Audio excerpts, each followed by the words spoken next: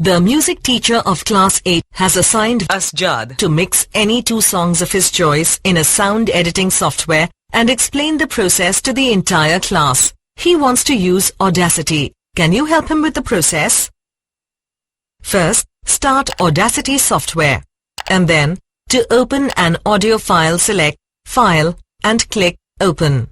In the Open dialog box that appears, select the file, say sleepaway.mp3, and click Open. Next, to open another audio file, again select File, then Open. In the dialog box, select the file, say Made with a Flaxen Hair. Notice that the file opens in a new window. Then, to copy a portion of the song Sleep Away, use the Zoom In button in the Edit toolbar to get a closer look at the waveform. Now click the Selection tool and click on the point from where you want to start the selection. While holding down the Shift key, click to the right where you want the piece to end, or place the cursor over the edge of the selection until you get the pointing finger.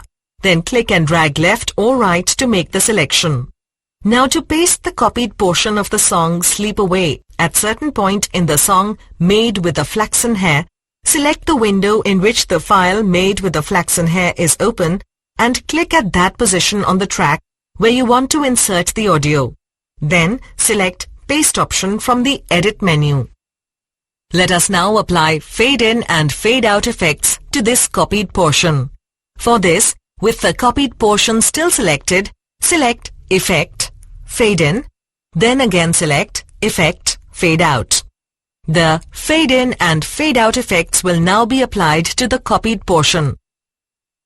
Before we move on, let's answer this question. The Audacity project files are saved with an - extension. Finally, to save the project, select File, Save Project As. In the Save Project As dialog box that appears, enter the desired file name, which will be saved in Audacity in .aup format. Your work here is done.